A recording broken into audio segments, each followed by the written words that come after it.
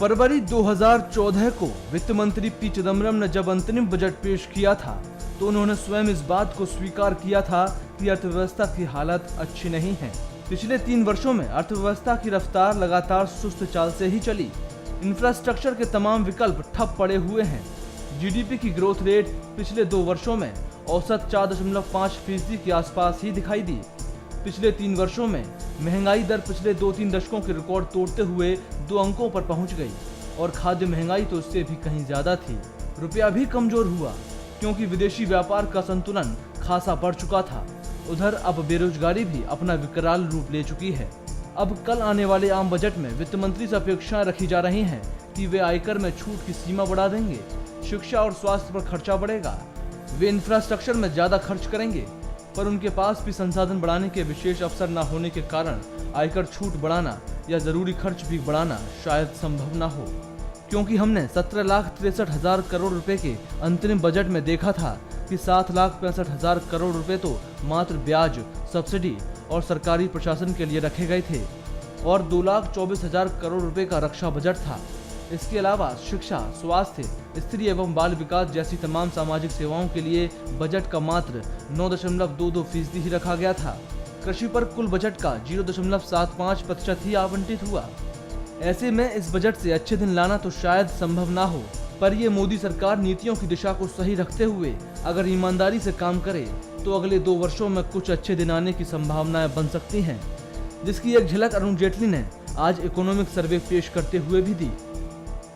वित्त मंत्री अरुण जेटली ने वित्त वर्ष 2015 में 5.4 से 5.9% की जीडीपी दर में बढ़ोतरी का अनुमान लगाया है, तो वहीं आशंका भी जताई है कि इराक और दूसरे अंतर्राष्ट्रीय दिक्कतों की वजह से इकोनॉमी की ग्रोथ पर असर भी पड़ सकता है।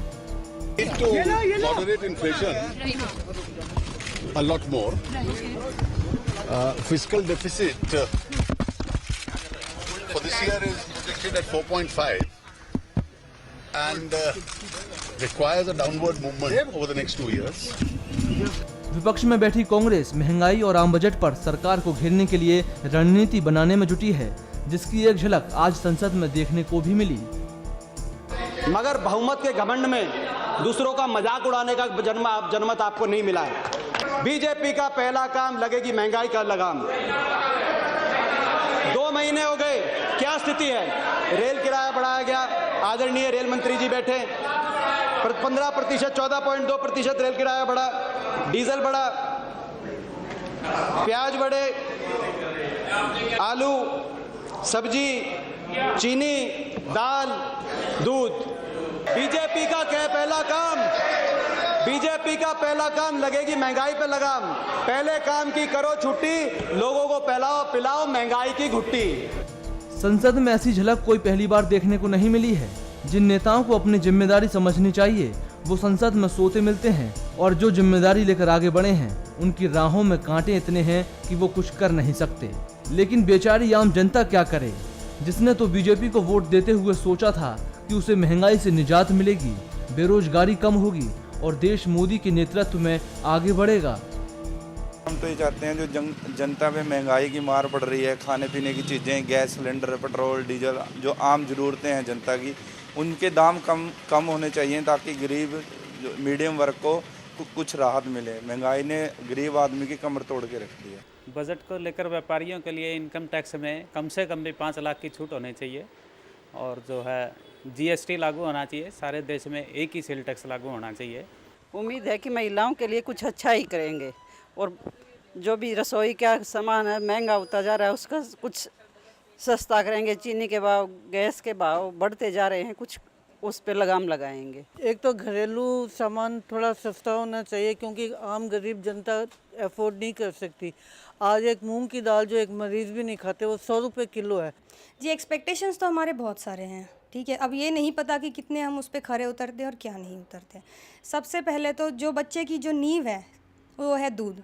दूध के भाव आज इतने ज़्यादा बढ़ गए हैं, कहाँ तो हम 30 रुपये लीटर दूध लेते थे, आज कहाँ तो 50 से 70 रुपये दूध लीटर हो गया है। तो हम चाहते हैं कि इसमें मोदी सरकार है युवाओं के लिए नई नई स्कीम लाए, सस्ती और अच्छी एजुकेशन लाए, जिससे युवाओं को रोज़गार भी मिलेगा और हमको अच्छी फैसिलिटी भी मिलेंगी, ताकि और जो गरीब तबका है अच्छे से पढ़ाई का भी ध्यान देगा। मोदी से देश को बहुत उम्मीदें हैं। महंगाई तो आसमान छू रही है, जिस पर बीजेपी कह रही है कि ये तो कांग्रेस की देन है, जिसकी वजह से महंगाई बढ़ी है। तो अब रेल बजट के बाद कलाम बजट पेश होगा, जिसमें मोदी सरकार को कुछ ऐसा रास्ता दिखाना होगा जिससे जनता की उम्मीदें जिंदा रहें। और ये ध्यान रखना होगा कि ये वही जनता है जिसने उम्मीदों के पंख वोट की तरह मोदी को दिए हैं उड़ान भरने के लिए। खबरफाज के लिए स्पेशल डेस्क से शशांक गौड़ की रिपोर्ट।